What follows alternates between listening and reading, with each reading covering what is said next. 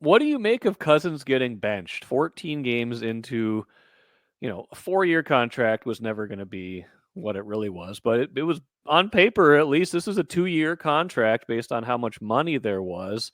To not even get through the first year, to get, replaced by a rookie because of your play, that's got to be A, kind of humbling, and B, not what the Falcons had in mind. No, it can't be what the Falcons had in mind. I mean, that contract is 2 full guaranteed seasons, which is the thing that he wanted from the Vikings that he didn't get. And then if he is on the roster by the 5th day of the league year next year, he Right. has $10 million for 2026 already guaranteed. So they're going to have to make a decision on him very early. But the choice they made this week kind of tells you, I think, that they've already made their decision. I mean, when I was down there a couple of weeks ago, I heard a lot about how excited they were about Michael Penix and how good they felt about his progress. So it seemed even then, I mean, the questions were already starting then about, is he going to lose the job? And they stuck by him at that point. And, he was okay against the Vikings, but he throws a couple of picks. And then it basically seemed like they were doing everything they could to avoid putting the game on his shoulders against the Raiders on Monday night. And if you're operating your offense that way, it's just not going to work. So it would seem like if you're putting, because a lot of the discussion about when do you put Penix in is they're in the middle of a playoff race. Do you want to drop a rookie quarterback in the middle of that situation and say, okay, you got to carry us when you have veteran players on the team that are hoping to make it, and there's expectations to come on a rookie quarterback that way.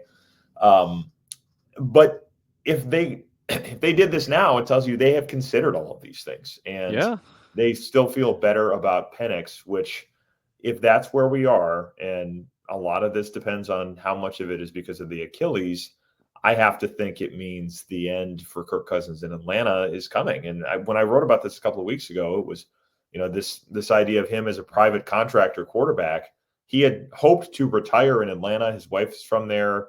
Her family is still there. His family's in Florida. So I think there were a lot of reasons why he was hoping to be there if it wasn't going to be in Minnesota. But now it may be somewhere else entirely. And I don't know how long he's going to want to do the, 1 year at a time circuit, but that may be what it entails for him the rest of the way. Well, and it's, the interesting thing about this is, like, when the Falcons drafted Penix, you could kind of see a way out of the box where if Cousins plays well enough this year, and if you sign him for that much, you're expecting at least a good year out of him, or a reasonable level of quarterback play. You can then trade him in the offseason. That's not his preference, I'm sure. If he waives his no trade clause, exactly. If he waives his no trade clause, which is, again, like you said, part of the greatest hits part of the contract that Mike McCartney put together for him.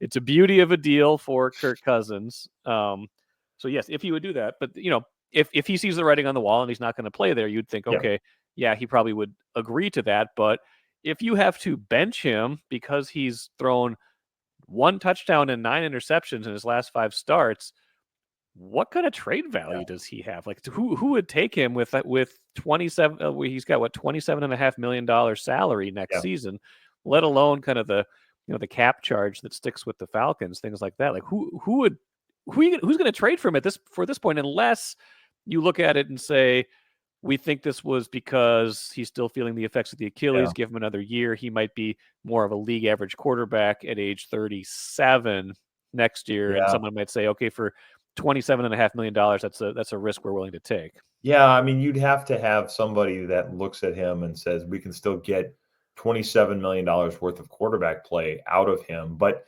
it's the tricky thing there is what does $27 million get you? I mean, what does league average quarterback play get you at this point? It seems like you either want to have the guy or somebody that you think could turn into the guy, or you're starting over. I mean, the market for the middle, which is kind of where he's always been, is not a great place to be for a team. No. And I don't know if anybody's going to look at him. I mean, the obvious ones would be San Francisco if Brock Purdy is not in their future, the Rams if Matthew Stafford is retiring or moving on, although, those guys are about the same age. I don't know that it's probably just a matter of if Cousins wants to play longer. I mean, those two, I guess, would make some sense. People have talked about Cleveland, where he gets reunited with Kevin Stefanski. Yeah.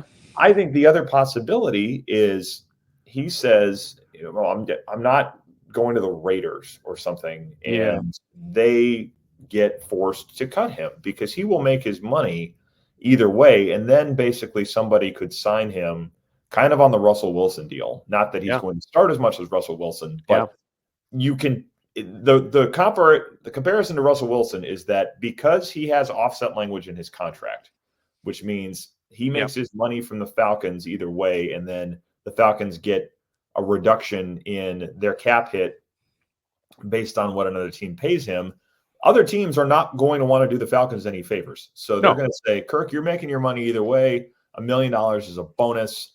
We don't need to give you more than that because you're already making way too much as it is. Right. And we don't want to help your former employer that you probably aren't in the mood to help out either. So you signed him to a league minimum deal. He gets his money from the Falcons and gets that extra $1 million. Well, I guess it ends up being he makes the same amount. He makes the same amount, but the team that gets him gets a bargain. Which pot does it come from? And then the team that gets him for league minimum salary. You're basically playing for free.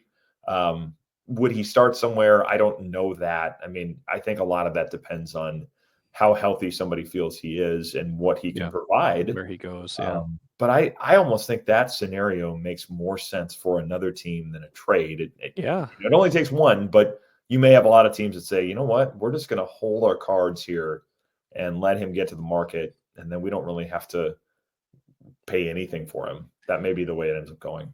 Does the NFL, because it's more complicated, you get the cap? I know that like at baseball, I can't remember other sports that do this, but like, is there a provision where a team that takes him in a trade could say, okay, but the Falcons are paying X amount of this salary, or is it all or nothing? Okay. No, you can do that. I mean, basically what that ends up being is you would, and this happened, I think, with Yannick Ngakoue when he came here. Oh, sure. Sure. So I think the way that ended up going is the Jaguars essentially signed him to a new deal that reduced his salary, or maybe even the mechanics of it come through the new deal where the Vikings take on part of it to make the deal, and the Jaguars I think took on a part of it. So there are ways to do it, and it might have been a contract with the Jaguars and then another one with the Vikings. I can't quite remember what the mechanics of that were, but yes, there are ways to do it. And then another team once he got traded again. Right. I mean, the mechanics are clunky, but short version is yes, you can do it, and then you leave the mechanics to Rob Brzezinski or whoever the cap guy is in that particular building to figure out. Like, just tell us that it's done, and then we'll go from there. That's what you have those people for. So, yes, you could do that. There is a way to make that happen, and we'll see if that becomes an option for them fairly early into the offseason, because this will have to get done fairly quickly. Ngakoue, by the way, is an underrated all-time bad Spielman move. Like they bring him in for like, I don't know how many games to start off 1-5. So they trade him again, and they end up giving up like kind of a mid to high second round pick for a low third round pick and get basically nothing else out of the deal. It was not up there with Chris Herndon and Corey Wiedvik. I was going to say Corey Wiedvik was the one that springs to mind. Wasn't he? Didn't they give up a fifth to get Wiedvik? A fifth for him, and I think they gave up a fourth for Chris Herndon, a tight end that never. Oh gosh, that's right. So, I forgot about Chris Herndon. Wow, that was a fourth. You're right. Yeah. For a guy that prized draft picks, just sometimes he did not prize them so much. Okay, so let's play this out a little further. Then I want to get to some other Viking stuff before we go. So let's say they cut him.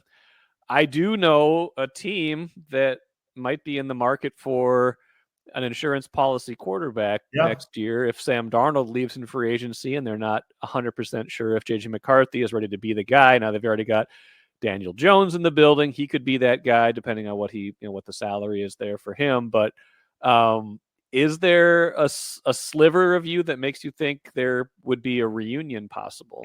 I think it's possible. I mean, I think, and the reason I say this, I want to lay all of this out because apparently we are still in our feelings enough about Kirk Cousins on social media that thinking through this is we just have to spend a little time to do it.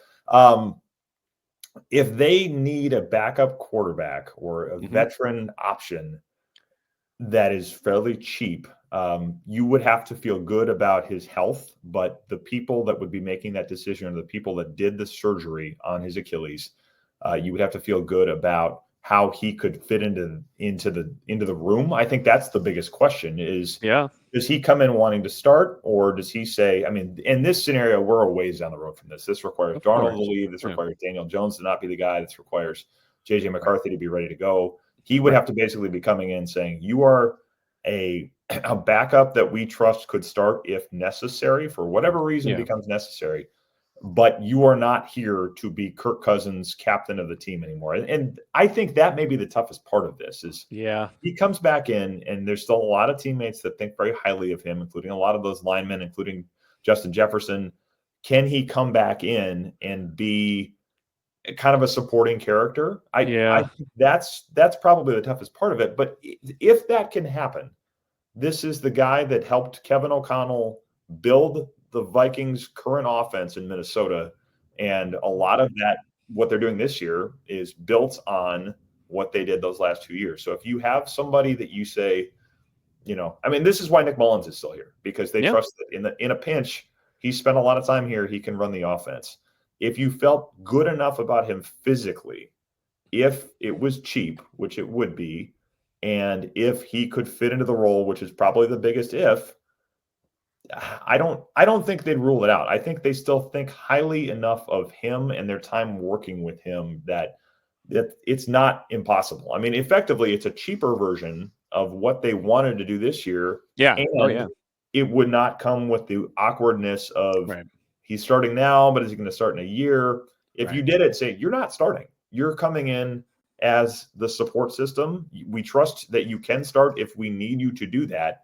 But this is not your show. The biggest question I have, like I say, is how would everybody feel about that? And this is very, very hypothetical, but I don't think the Vikings would be as closed off to that idea as perhaps it might seem from the outside. I think they may look through it and say, yeah, you know what, if we can find the fit, if we can make this all work in the room, which that didn't stop them from doing that with Daniel Jones. I don't think they'd rule that out. No. One more question on this. How long does Cousins want to play? Like, say he just gets to the end of this year and he's like, you know what? I don't want to go somewhere else. I thought we were going to put down roots here. Would he just? I feel like he's got too much competitiveness to end like this. But like, where do you think that's swirling around in his head right now? It's a great question. I mean, I think that is going to have something to do with this too, because he's certainly made plenty of money. I mean, and he would make more if he keeps playing, but he will get paid by the Falcons next year, regardless of what happens. So if he said, you know what, I'm at $300 and some million in career earnings, I'm good. Maybe he would do that. I don't know. It has seemed like he wanted to keep playing longer because, he's talking about retiring in Atlanta and signing a 4-year deal to do that. I don't think he's planning to be done at age 37 next year, or he'll be 37 next year.